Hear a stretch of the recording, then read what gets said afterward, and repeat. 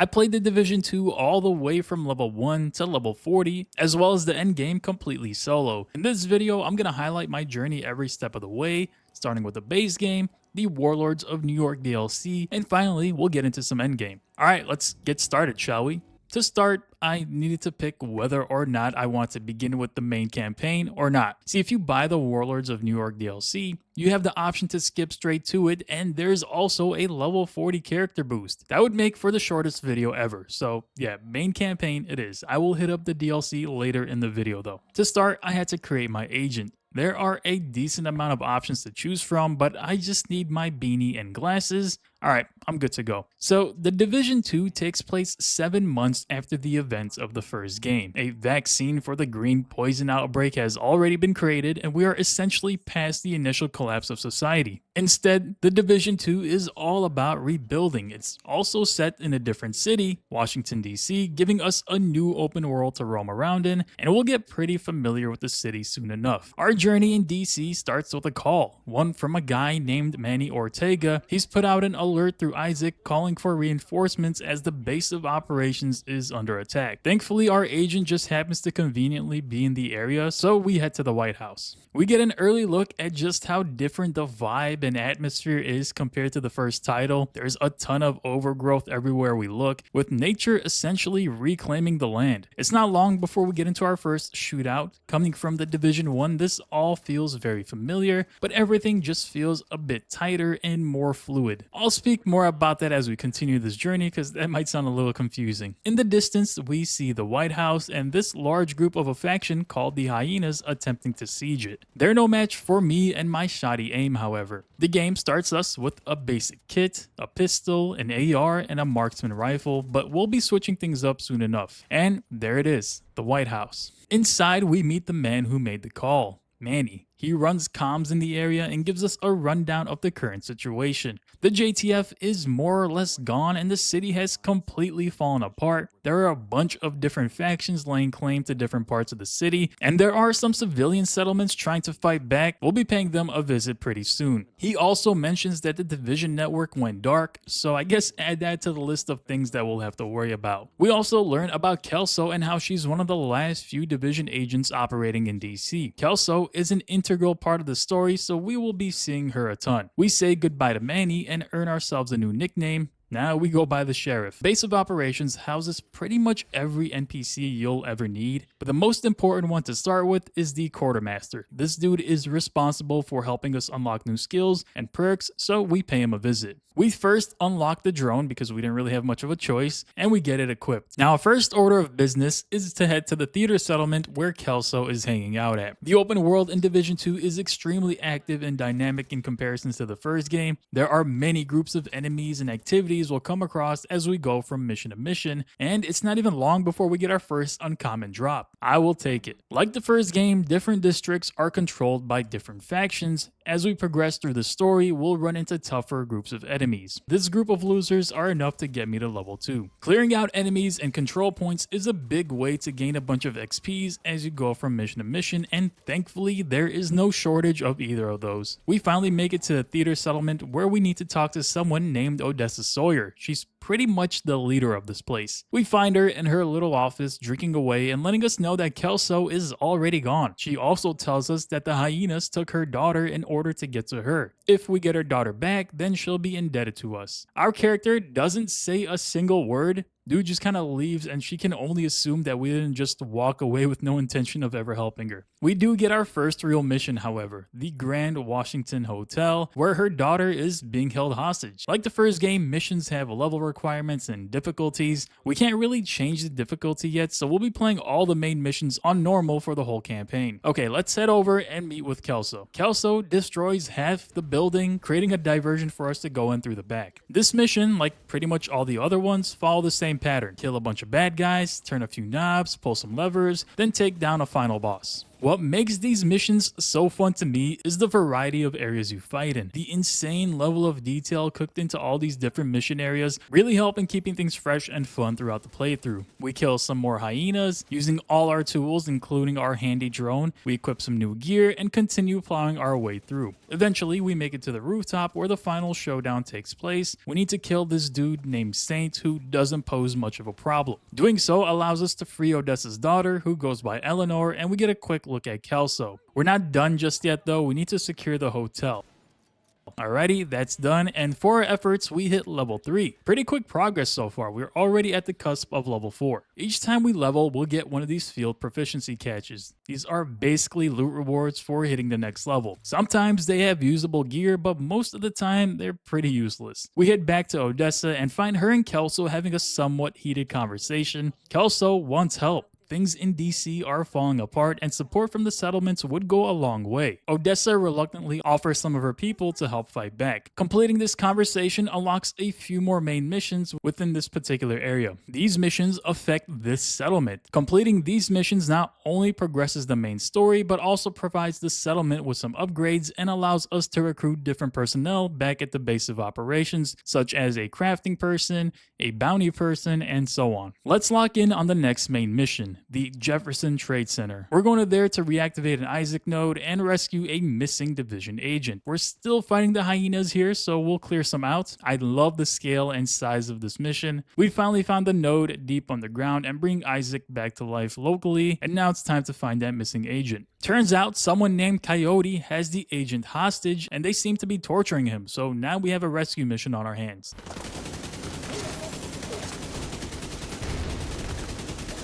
In this section, we actually see Coyote throwing the agent we've been looking for off the upper balcony, and his vital signs are reading 0, so he's dead. This starts another combat encounter, but now our mission has changed. Kill Coyote.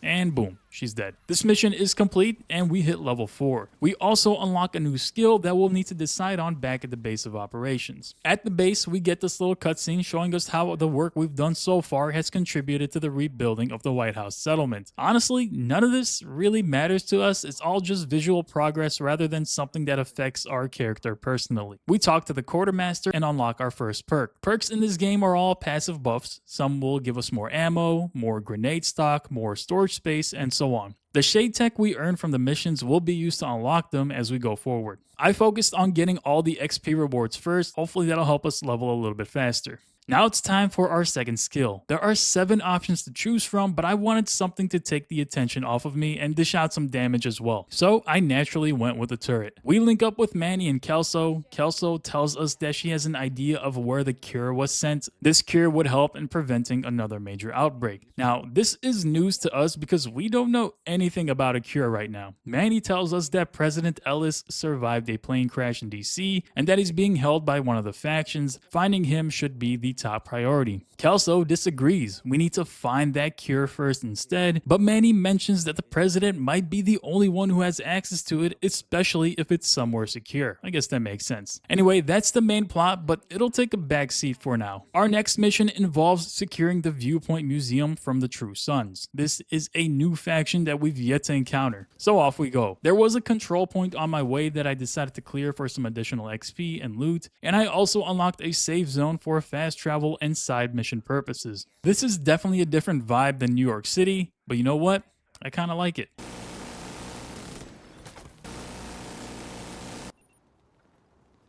And one more control point cleared. So we make it to the viewpoint. We get our first look at the True Sons. This group looks more advanced than the hyenas, and simple chaos is not their motivations. The True Sons are a paramilitary group composed of ex-JTF members, either those who deserted or were part of some mutiny. Antoine Ridgway is the group's leader, who is also ex-JTF and someone we'll come across at some point. Their goal is pretty simple: gain control of DC and squash out any opposition. I guess it's too bad we're here. We clear out a ton of True Sons and manage to hit the big level 5 early on in this mission. Our goal is to get to the production studio. Essentially, we're here to put an end to their endless propaganda and use their communication capabilities for our own good. We get our first defensive objective here, which isn't too difficult, and it turns turns out some dude named Wade is up on the roof putting up a ton of EMP jammers so that no one can broadcast from the viewpoint. These EMP jammers are pretty damn effective considering the freaking massive pulse they let out. We just need to destroy all three. And there's the third one. Wade himself shows up, and killing him is the last thing we need to do.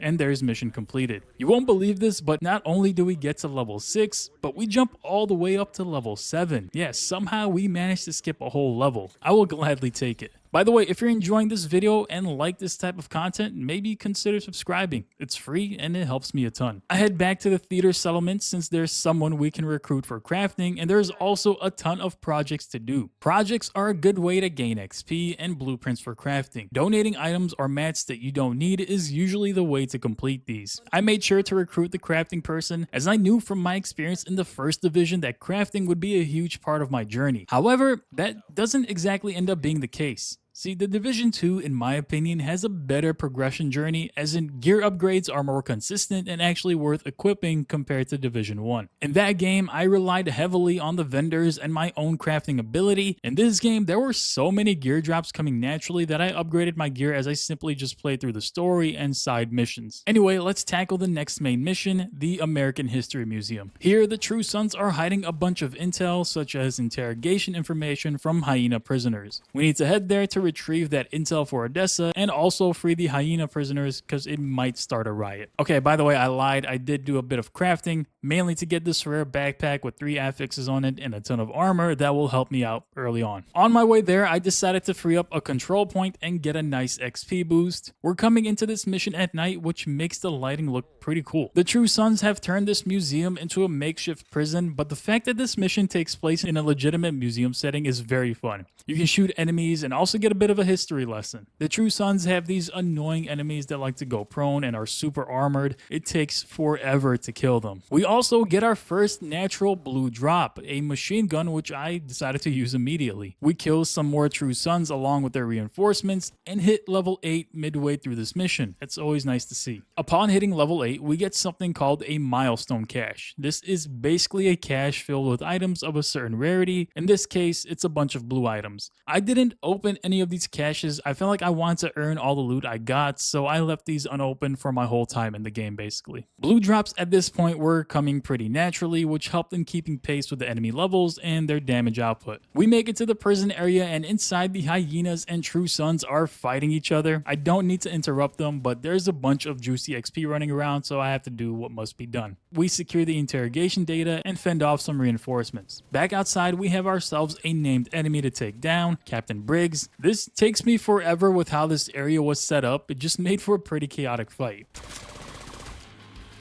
Anyway, he's dead and that's mission complete. It happened again. We get bumped up 2 levels, completely skipping level 9 and going straight to 10. We made it to the double digits. This allows us to unlock yet another skill back at the base of operations. If it feels like we're leveling way faster than we did in the Division 1 video, then you'd be correct because we are flying through this so far. But we need to consider that the max level here isn't 30, it's actually 40, which is likely the reason this is going by so much faster early on. Back at the base, I unlock another skill, but honestly, I didn't plan on using anything other than the drone and the turret. They're just too good as a solo player. As we get further into the game, I'll start digging deeper into the gear system. Right now, the gear we're getting is fine, but nothing remarkable. It does get better though. Anyway, the True Sons are still a big problem, so we need to head to yet another museum, this time the Air and Space one. We're going there because it happens to be an armory or weapons factory of some sort, and hitting this location will put a massive dent in their operations,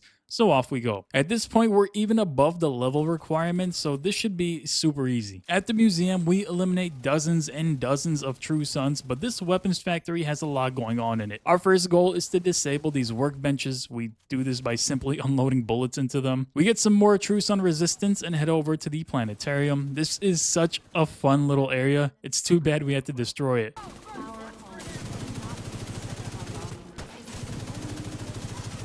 We get to this section where we're fighting on what is basically a replica of Mars. I mean, I gotta give it to the devs, they really did try with their level design in all these missions. Anyway, we learned that these dudes were actually trying to build a missile, so this is very serious business. We find one of those completed missiles and destroy it, and finally we kill the rest of their reinforcements. In order to wrap this mission up, we need to kill Lieutenant Kelly, and they're dead. This mission is complete, and we not only jump one level, but two, going from 10 all the way to level 13. Now, that is a big jump. Odessa wants to meet again as we've now completed all the main missions for the theater settlement. I decided to first head over to the castle settlement instead, and doing so will unlock us a number of main missions that we can tackle in that area. Kelso is here, so we strike up a quick conversation. Apparently, the settlement had been attacked with only a few remaining survivors. Our stoic main character is told he needs to go to Jefferson Plaza where the attack originated from. Kill them all. We got ourselves a control point right in front of the settlement, so I figured it would be best to clear it.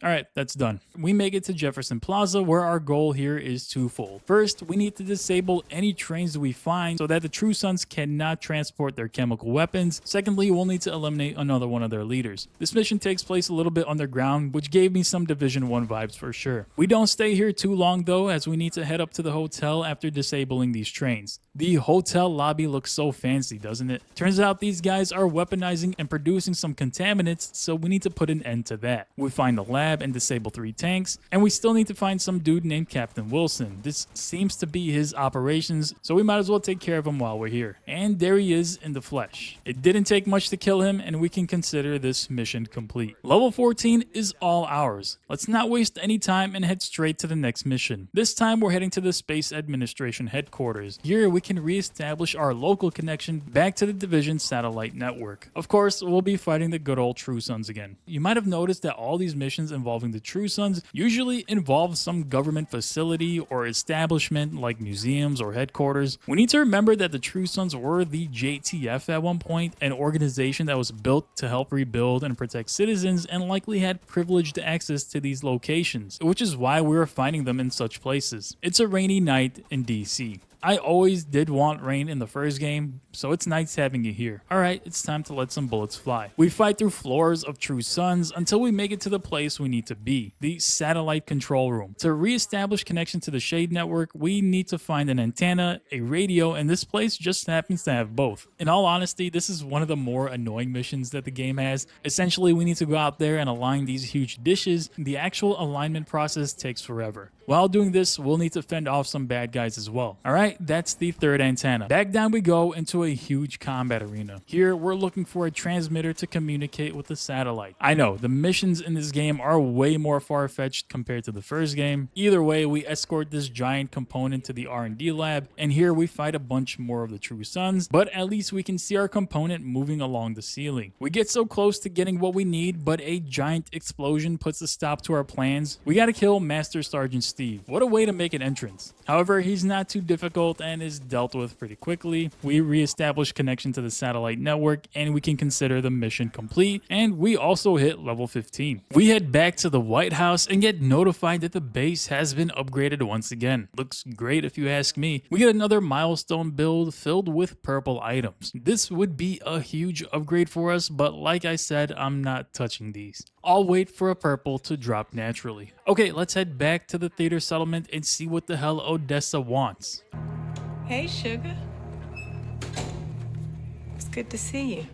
I guess she seems happy at least. She gives us intel on a side mission, but our work at the settlement is done. It's time to head to the campus settlement. Here we'll meet another settlement leader and get a new set of missions. And here is Henry Hayes. Kelso also happens to be here, and it's more of the same speech. Kelso needs people, Henry is reluctant, he's already losing people. To sum this conversation up, we need to take some pressure off the settlement and his people. That's basically it. There's not much to go off in this combo. Anyway, our first mission is at the bank headquarters. Remember early on we mentioned that President Ellis was on Air Force One and the plane crashed? Well, it seems like the hyenas recovered something important from the wreckage and they're keeping it at the bank. We're not entirely sure what it is, so we got to go break into the bank and take whatever it is. So off we go. We do get a bit of intel before going in. We need a key card from someone who's in the CEO's office. That key card will give us access to the bank vault. So as we blast our way through, it's a good time to mention just how different this game feels. If you watched my Division 1 video, you'll remember how much I struggled, how often I died, and how difficult the game was overall. In this game, that difficulty is almost non-existent. I was breezing through these missions with very little problem, and even making mistakes like standing out in the open didn't lead to my death. In general, the Division 2 campaign feels easier, which may or may not be a good thing depending on the type of player you are. For me, I didn't really mind it. I liked playing faster and more free-flowing, especially when I was running around with an SMG later in the game. Anyway, eventually in this mission, this dude named Rebound shows up with a giant shield. It takes us a bit to kill him along with his friends, but the deed is done. Sure enough, he had the key, and we just need to get into the vault now. And it's open. We hear some radio chatter that the president is not only alive, but he's also a hostage of the hyenas. He's somewhere in this building. We go through a small defense section, and we finally find the president himself. Hey, he's kind of just chilling out there in the open. Our job now becomes to protect the president. We kill every hyena in sight, and we just need to make sure we get him back to safety. We clear more and more hyenas and give the president a clear area to take off in this helicopter. I didn't know the president was Tom Cruise, apparently. Dead.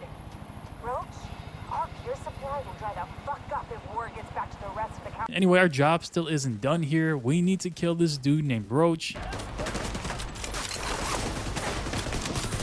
Okay, he's dead, and so are all his friends. With that, we get mission completion and level 16. We get informed that the president himself wants to talk to us. My goodness, what an honor. He thanks us personally for rescuing him from the hyenas. He also tells us that Kelso was correct. A broad-spectrum antiviral, or the cure as Kelso put it, was sent to DC. This antiviral can combat really any infection. The flu, polio, a common cold, and even the green poison. This isn't a simple vaccine, it's a complete cure. The president knows where the package is located, but he'll need the briefcase that was with him on Air Force One to access it. Kelso mentions that the briefcase is likely with the True Sons at the Capitol. The president is basically like, alright, go get it however you see fit. So that mission and a bunch of other main missions are pretty much out of our level range right now. The DCD mission involving a faction we've yet to deal with known as the Outcasts is at level 18. In the first game, this is basically a death sentence, but things are a bit different in Division 2, so we can head on over even though we're 2 levels below. On our way there, I clear out another control point. These are becoming increasingly important for gathering a good amount of XP and also creating fast travel points across the map. I do wish these awarded more XP, but it is what it is. I also decided to do one of these Shade Tech cash missions. These are actually huge for gaining a ton of XP and something you'll start seeing me do more and more of as we go. They're relatively short and the XP reward is worth it. We're getting pretty close to level 17, but let's head on over to the DCD. Alright, apparently the Outcasts are also doing some sort of experiments. They have a lab and they're infecting people with green poison, then sending them back out into civilization. The Outcasts are essentially a rebellious group hell-bent on seeking revenge for the forced quarantine they, along with every American, were put into during the height of the green poison pandemic. They have a leader who goes by Emmeline Shaw, and her goal, along with the group, is to kill and destroy indiscriminately. So yeah, these people are just no good. The group is also pretty crafty, using these RC cars equipped with saw blades to push you out of cover. Anyway, we got a lot of killing to do. Eventually, we need to make it to the morgue. As you might guess, this place is just full of dead bodies, likely those who fell to the green poison. We blow up these 2 blood vats, which I guess the Outcasts were using to reproduce the virus, and eventually make it to the library. The Outcasts also have these dudes who rush you with C4 strapped to their chests. Once they get close enough, they explode. You gotta love it. Anyway, we need to download whatever research these guys have done. This mission ends with a final battle in the courtyard. Here, we go up against someone named Blade, kill him along with his minions, and that's another mission complete. Another step towards rebuilding humanity. Shout out to my drone for doing the bulk of the work on this mission. We hit level 17, and now we can unlock the last skill back at the base. Like I said earlier, I haven't put much thought into the other skills yet. Still running the same drone turret combo, and I've also yet to get a natural purple loot drop. I'm sure it's coming sooner rather than later. At this point, a lot of the other missions are a bit too far out of my level range, so I decided to try out some bounties as a leveling activity. Early on, there are only 2 of them to choose from,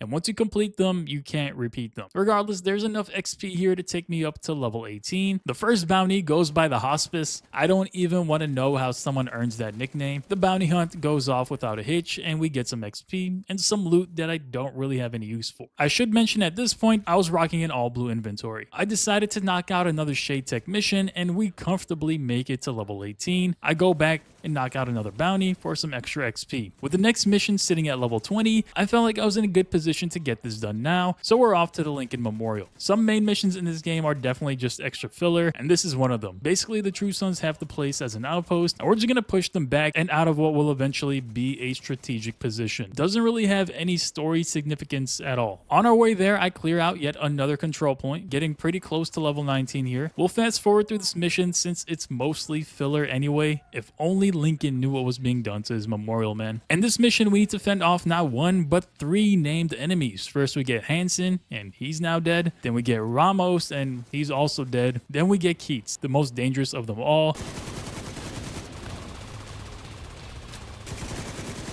Took a bit to get him down, but there he goes, and that's mission complete. Level 19 is ours, and we're already halfway done with it. So the next main mission is at level 22. I think being 3 under the required level is a bit much. So you probably know what time it is. We knock out a control point. I pick up a side mission to save some beekeeper named Jeff. These types of side missions give about the same XP as the Shade Tech missions, so they are worth doing, but they do take a little bit longer. Saving him takes us up to level 20. At this point, it's pretty wild that I've yet to see a natural purple loot drop, given the fact I received a milestone cache at level 15 filled with purples. I must be pretty unlucky. Anyway, main mission time. The Potomac Event Center. Apparently the Outcast chief strategist is here. Yeah, they have a chief strategist. I don't know why, but that's so funny to me. It's like a tech company or something. We need to capture him and interrogate him. Kelso will be accompanying us on this one. She'll be creating a diversion. I couldn't help myself though. I just had to clear another control point on the way there. It's fine though. All this XP is for the greater good.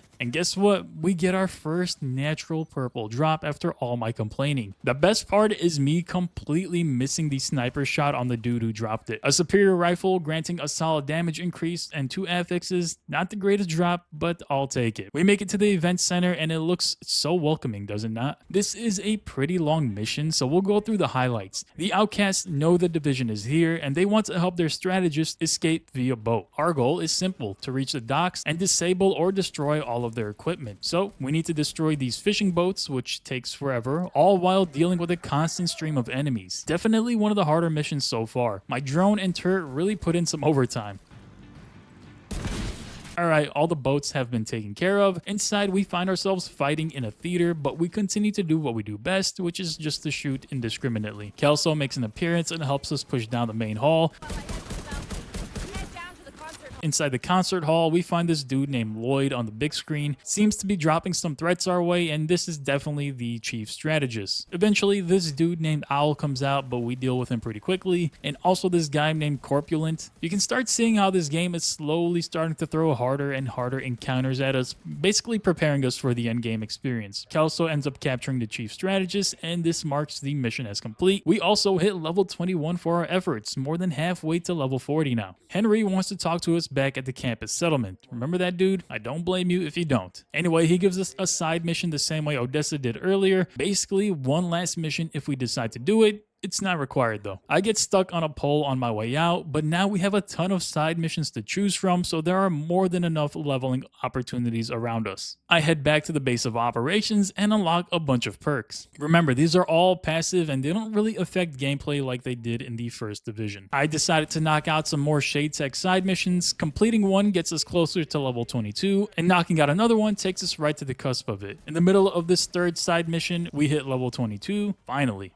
I think we're ready to tackle the next main mission, the Federal Emergency Bunker. The enemies here are level 24, but I think we're fine. Our goal here is to find out what happened to the division agents who were sent here to repair the main shade node. What a cool looking entrance. Anyway, we're dealing with more outcasts here, so we know the drill. Now, I just have to mention how random some of these missions are. In the first game, most missions, if not all, felt like they were very central to the story and the plot. And this game, a lot of them feel like filler, do they not? The story of finding the cure and retrieving the briefcase has taken a bit of a backseat to these seemingly less important missions given what's at stake. I talked a bit about this in my review of the game in this video here. Anyway, just a small complaint I had, let's keep on moving. The mission features a huge underground bunker. The outcasts have taken a hold of it, so we need to clear them out first. I like the level design of this mission quite a bit, and it's up there among my favorites that the game offers. We make contact with one of the remaining division agents. Someone is still alive. Maya tells us over the radio that she has equipment that will help get the main node back online. The only problem is the outcasts have her surrounded. This leads to a fun section where there are a bunch of these dudes with C4 that run at you. I totally got surprised by one of them and ended up dying. Immediate medical assistance needed. We finally reach Maya and enter one of the coolest boss fights this game has to offer. It's all about surviving a massive assault, but the whole time this dude with a giant hammer is trying to bang down the door. You know eventually that you're gonna have to fight him. Being underleveled, one swing from his hammer might be enough to kill me. I frantically run around and pump a ton of bullets into this dude.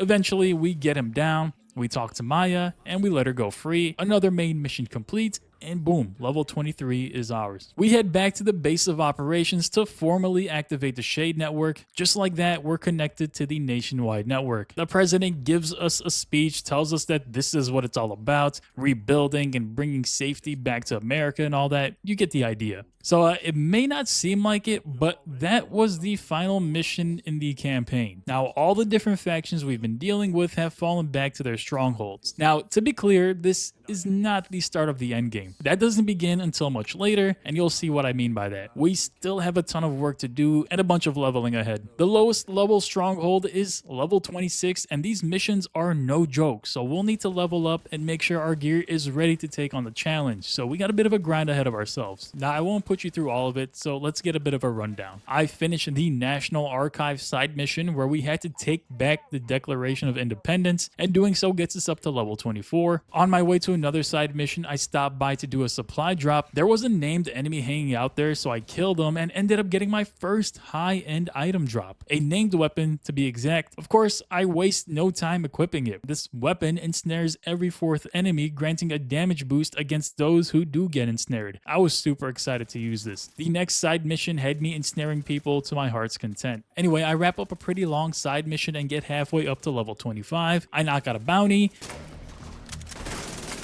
and free this dude to complete another side mission, and there it is. Level 25. One more level and I'll be able to comfortably do the first of 3 strongholds. It may not seem like it or feel like it, but the strongholds are indeed main missions, just longer and more difficult. Alright, I literally cannot be closer to level 26, so I went around hunting down enemies to get that last bit of XP, and there it is, level 26. Let's get started on the strongholds, shall we? A quick update on my gear. At this point, I was pretty much rocking all purple items. Now, it's worth mentioning that this game features both brand sets and gear sets. Brand sets provide large passive bonuses the same way many gear sets do. Those, however, are much more powerful, but the brand sets are definitely still useful for pre-endgame builds and leveling. My main goal at this point was making sure I had a ton of armor. I even went to the crafting table back at the base to make sure all my gear had a higher armor rating. What can I say? I like being prepared. The first stronghold is against the hyenas. They're basically backed up all into their base, and their whole leadership council will be there as well, so this mission presents a perfect opportunity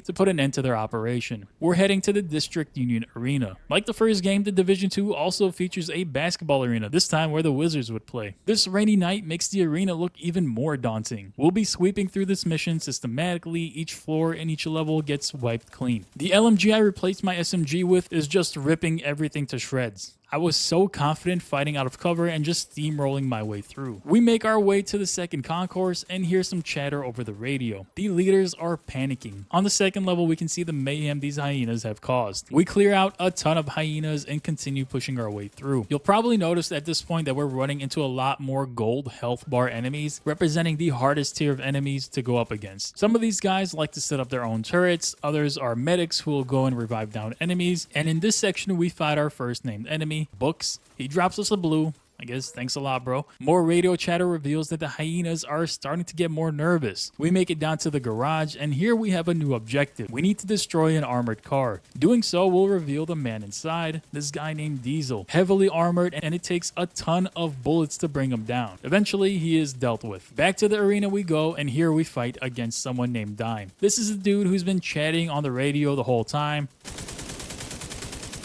Unfortunately for him, he's no match for me and my drone. Killing him completes the stronghold, and we also make it to level 27. A lot of good progress here, and we also get this new rifle called the Designated Hitter. This will go a long way as my secondary. The next stronghold belongs to the Outcasts. This time we're trying to take out their leader, Emmeline Shaw. We'll have to cross this bridge to get to the island where they're holed up. I'll let some highlights play out here as we work our way through the stronghold and talk about some of the game system more in depth. Firstly, the gear system. In my opinion, this is a very solid upgrade of what the first game offered. It seemed like there are more attributes to roll on a weapon, more detailed customization in terms of how you can recalibrate an existing item with attributes you want, like crit damage or headshot damage, among many others. I like that even purple items can roll with the trait, a trait being some passive effect that exists on a weapon or a piece of gear. For example, I mentioned the high-end SMG earlier and how it can ensnare enemies. There are many traits that a weapon can roll with, and getting the perfect roll on a weapon or a gear item is part of the chase that you'll focus on in the endgame. I haven't really mentioned it, but there are mods you can equip on your gear and weapons. These mods augment your weapons by adding more accuracy, quicker reloads, and so on. The gear mods do the same, but buff some different attributes. Maybe it's armor regen or health. What I'm trying to say is basically that there are a ton of different things to consider in order to tune your build to your liking. It matters more and more as the difficulty gets harder and you get deeper into the endgame. Anyway, we've made some good progress in this stronghold. We get to the final section where we need to destroy some fuel tanks. This is actually one of the tougher objectives. For some reason, when I have to balance destroying some objective and dealing with the constant stream of enemies, I struggle a little bit. This mission was one of the very few times that I died in the game, but we do get it done eventually. Now Shaw has actually managed to escape, so we won't be seeing her in the stronghold. Instead, we just wrap up this mission by destroying the engine on this boat,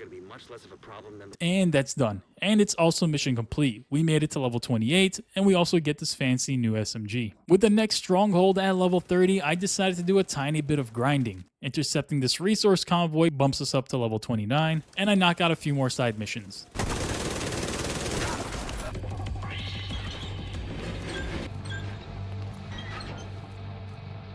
I can see a waterfall. There's one.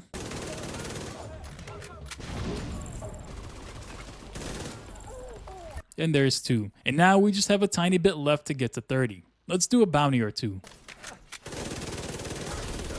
I literally cannot be any closer to 30. Look at the XP bar. I run around the city looking for anyone to kill. Thankfully, I didn't need to look too far as this group of enemies officially gets us up to level 30. Finally, hitting this milestone is a pretty big thing. You can see just how many notifications start popping up, but basically we now have access to numerous endgame activities. So yeah, I guess we technically made it to the end game, but we didn't actually make it to level 40 yet, and we still have more strongholds to do. This map screen is pretty overwhelming right now. I wanted to jump into all these different activities as soon as I could, but now's not the time. We do have some things to take care of, however. Our first order of business is getting our specialization. This is an additional layer of build variety that's added to your existing kit. There are 6 different specializations, each with their own unique weapon to use. You can think of it as a class system. Each of these options also has a dedicated skill tree, allowing you to further hone in on a specific playstyle that suits you. I ended up going with the Demolitionist. I knew having a grenade launcher to kill large groups of enemies in one shot would be massive. This particular skill tree is leveled with research points. These are earned passively as you play the game, complete missions, level up, and so on. Now, our second order of business is to get to the capital. Remember that briefcase that the president mentioned way back when? Well, now it's finally time to go and grab it from the True Sons. It's been a long time coming, man. Don't worry though, the DLC is coming up eventually. I really just want to sweep DC clean before heading to New York. Alright, here's the stronghold. Let's go and wrap this thing up. This mission is like actually assaulting an army base or something. The True Sons have a ton of firepower, and the outer area looks like a war zone. From a distance, these guys are launching mortars and causing all sorts of chaos. The lead up to the Capitol does a great job in communicating the scale of this operation. Since I'm going about this solo, I'm basically a one-man wrecking crew, but it would have been nice to do this alongside some other agents. Eventually, we make it to the roof where we deal with some named enemies. After killing the last enemy, we call for evac to get the briefcase out of here and back to safety. Kelso pulls up, but it turns out the True Sons have some anti-air defenses, so we'll need to deal with that before we can extract it. We do this by overriding the radars. We just need to stay within range of the radars until this meter fills up.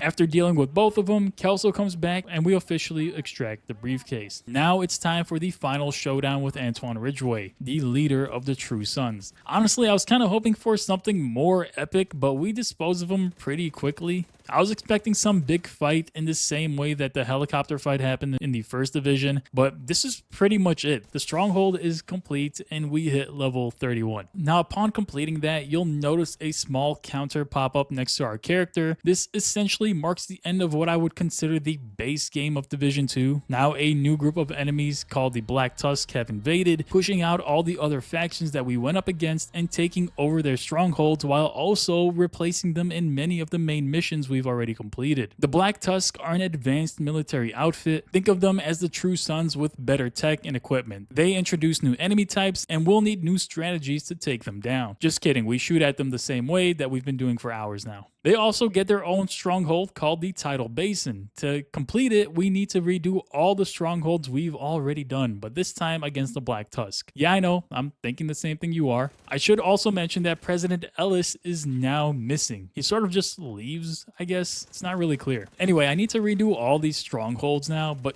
don't worry, you won't need to sit through them all again. We're back at the District Union Arena, and we get a look at these new enemies, including these robot dog things. Pretty cool, honestly. The Black Tusk also like to use a ton of drones during combat, often trying to push you out of cover. The level layout in this mission is exactly the same from start to finish. You're doing the same exact thing. So let's fast forward to the final encounter. Here we need to kill Aurora K, a sniper who honestly never even stood a chance. We clear out the remaining enemies and boom, mission completed. This gets us up to level 32 and opens up the next stronghold for us. Back to Roosevelt Island we go, but let's do a quick check-in on the gear. At this point, I was running a number of high-end gear pieces and weapons. Like the first game, the loot drops really start to pick up in the end game. It's also worth mentioning that once you hit level 30, everything starts to scale with you, as in the next stronghold is at level 32, just like my level is. Now, there are some endgame activities that require you to be level 40, or I guess suggest that you be 40 if you try to attempt them, but we won't get to those until a bit later. Let's go ahead and run through the stronghold.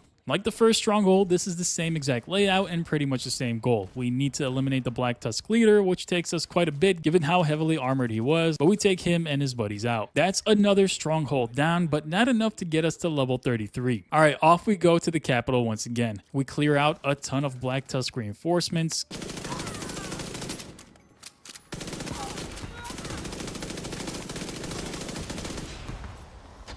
Kill one of their leaders, then exit the building to mark mission complete. This takes us up to level 33, and now we can do the newest stronghold, the Tidal Basin. And this one belongs completely to the Black Tusks, so I'm expecting the same level of resistance that the True Sons put up. So this stronghold has a bit of setup. Right around the base of operations is an area called the Gatehouse. This is where the antivirals should be stored, otherwise the cure if you remember, but it turns out someone has already been here. That person took the cure with them. Thankfully, there's an echo. This echo shows us President Ellis talking to a member of the Black Tusk. They're extracting the container to the Tidal Basin, and someone named Wyvern is in charge of its safekeeping. Turns out President Ellis is a bit of a traitor. Alright, let's go get the cure back. This is the final mission of the Division 2. After this, we'll be free to go to New York City. We blow a hole through the wall and start our assault. As expected, this is similar to what the True Sons had going on. At this point, my SMG was doing so much damage that I was comfortably shredding enemies out of cover. I really liked how the gameplay was flowing. Now, we need to destroy 3 helicopters in this section. So there's the first one, the second one,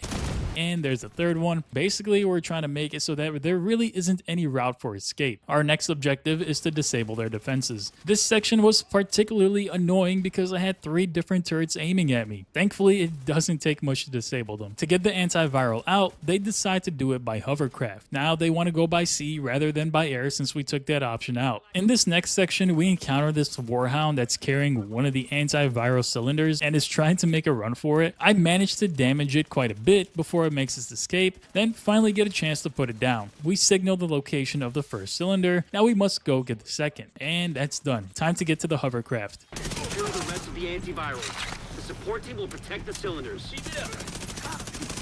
After clearing out a ton more Black Tusk, we finally make it to the deck. This is going to be the final showdown with Wyvern. Remember her from the Echo? I actually really like this boss battle. It felt like it was made to be a co-op experience for sure, but it's definitely doable solo. We need to destroy these generators that are powering up some rocket launchers. Basically, Wyvern has them aimed at the White House, and she's attempting to annihilate everything in sight. What an absolute maniac. Our goal is to disable these launchers while dealing with the Black Tusk. It's a mission where you need to multitask pretty hard. Wyvern herself is quite annoying. She has a ton of armor and deals a lot of damage, and I ended up dying on my first attempt. The second time around, things felt a bit easier, and I was able to take out Wyvern and get the final antiviral. One last rocket to disable, and now we just need to secure the area, and there it is. Mission complete. Despite this, we're still somehow level 33. Definitely expected to hit 34 by finishing this particular mission, but anyway, it's time to finally head to New York. We're done with DC at this point. So it's time to get started on the Warlords of New York DLC. This expansion obviously takes us back to New York City, and here we'll link up with some people you might remember from Division 1. City Hall has been hit with some unknown biological compound. It spreads fast and it's lethal. Fei Lao is radio silent and there's no contact on the ground, so it's time to get up close and personal. It's not long before getting shot at. New York is still as bad as it was before, if not worse. We approach City Hall fighting some unnamed militia, but thankfully we do start to get comms from Lao. She's alive and fighting back. Our old friends, the Rikers, show up. Remember these dudes? They're still pretty dumb and we have no problem disposing of them. We get word that there's a surveillance camera in the basement. This will help us determine who was responsible for the attack on City Hall. I'll give you this one chance to take a guess of who it might be. Isaac is able to analyze the footage and he determines that the people in this footage are ex-Division agents who have all went rogue. We have Kajika, Dragov, Parnell, and Conley. There's one more figure who appears, and yeah,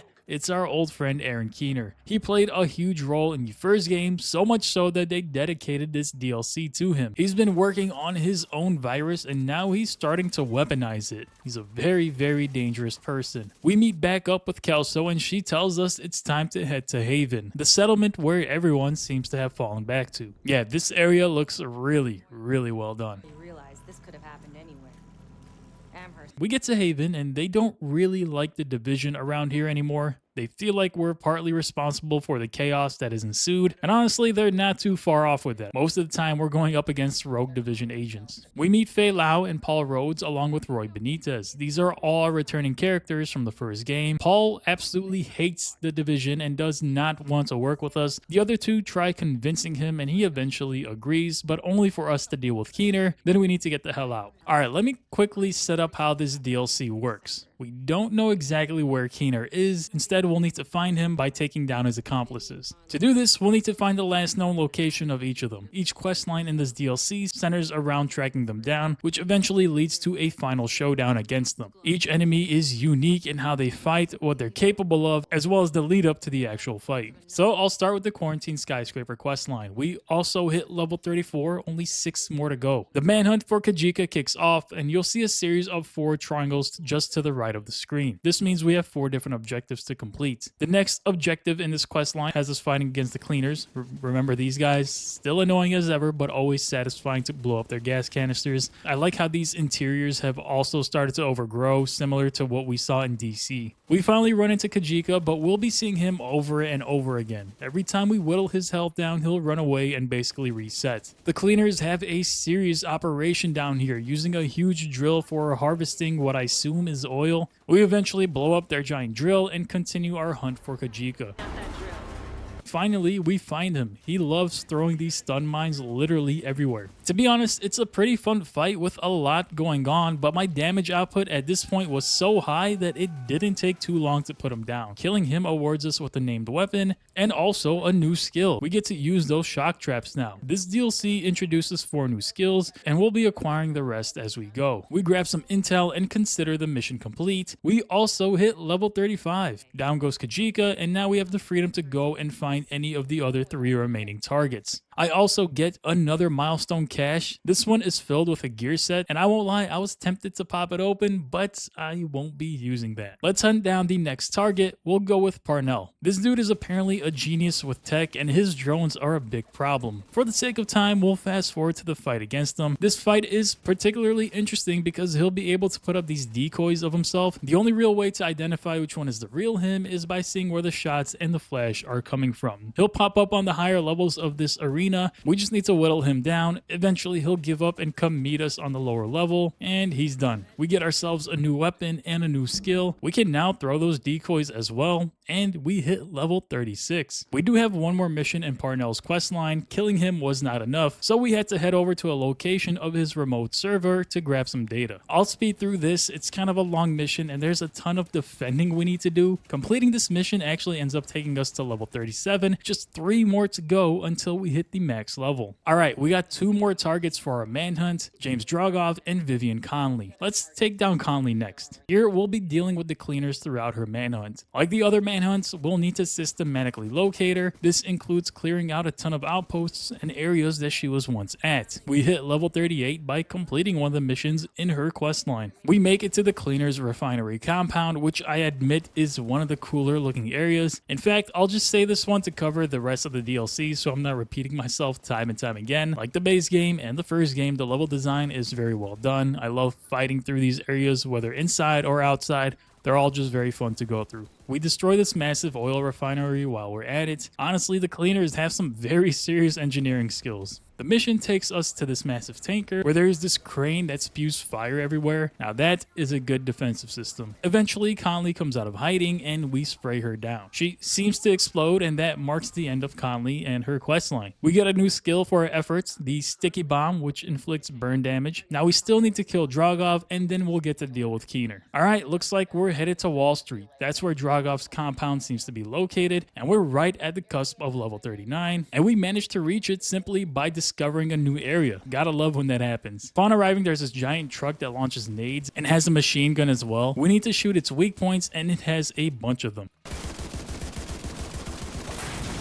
We eventually make it to the trading floor, which has been turned into some sort of butcher shop or something, and it's not long before Dragov shows up with 2 of his buddies. All of these guys are running shields, which made for a pretty annoying fight. My drone was huge in creating distractions for me to actually get some damage in. Surprisingly, the fight doesn't take too long. Dragov is distracted and we pump a ton of lead into him, so much so that I actually ended up running out of ammo on my primary. Anyway, he's dead, and for our effort we get a new skill, the explosive variant of the sticky bomb. We also hit level 40. That's right.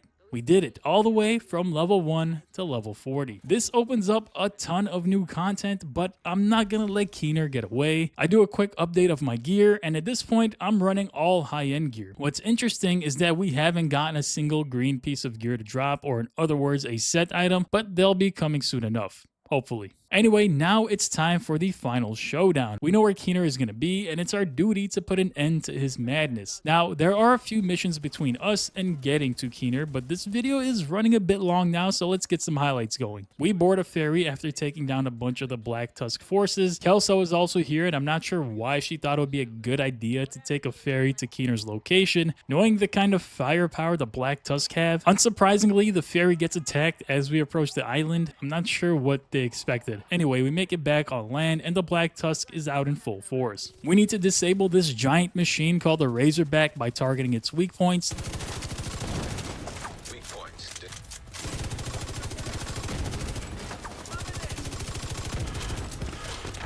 Then we need to disable this huge drone. The Black Tusk are really throwing everything at us, aren't they? Eventually, we make it to this one section where it seems like Isaac's being hacked. Our objective is constantly changing, and we're being attacked by the very tools that we use, like turrets and drones, and Keener, being a former division agent, clearly knows a lot about what we're capable of. We get past that section, and we finally find Keener. But in order to fight him, we first need to disable these missile launchers that he's got priming. We've seen the same objective when we fought Wyvern back in DC. The difference is that we need to sit in an area as the hacking meter goes up and up. It's not easy at all. I would argue that this is actually the hardest mission in the whole game, especially the fight with Keener. He uses basically all the abilities that we do, the same turrets, the same drones, and anytime he hits us very hard. There's a lot going on in this fight, and needing to manage it all was pretty tough. So much so that it actually took me a few attempts. Eventually though, we catch him slipping and whittle him down to 1 HP. He tries to escape, but he's not too far away. Now we end up getting a cutscene, and in it, Keener activates something on his watch. He tells us we have no idea what's coming and simply just slips away. The watch he was using is very weird. It's clearly hacked in some form or fashion. We get one final cutscene featuring Fei Lao, mentioning that Keener is dead, but that he's activated the network. It's not exactly clear what network she is talking about, but we learn that Fei Lao is a traitor and wants to bring an end to the Division. This sets up what I believe will be the starting point for the Division 3, but I could be wrong. So we head back to Haven, and the people here are happy that we put an end to Keener, but they feel pretty bad about Lao deciding to side with the Black Tusks. Honestly, I can see why Rhodes and half these people don't like the Division, because they seem to not be able to hold any sort of loyalty. Rhodes tells us that he couldn't access the rogue network that this watch seemed to have activated, but we do get to keep the watch, which we'll be needing very soon. Anyway, that's pretty much it for New York. It's time to head back to DC and get into the endgame. So this is it. We've officially hit the endgame. We can freely and comfortably access all the endgame content available, and there is quite a bit. First, we need to unlock the Shade Watch. This is a part of the endgame progression systems that allows us to keep leveling past the max level of 40. See, once you get this watch, anytime your XP bar fills, you'll get a Shade level point, and this allows us to pump these points into different passive buffs, such as more health, better crit chance, more crit damage, and many more. There are 16 total subnodes, so maxing this out will literally take hundreds of hours. So where do we begin? Well, I first tried the summit activity and pretty much fell in love with it. Like I said in my review video, this is the type of content that resonates with me.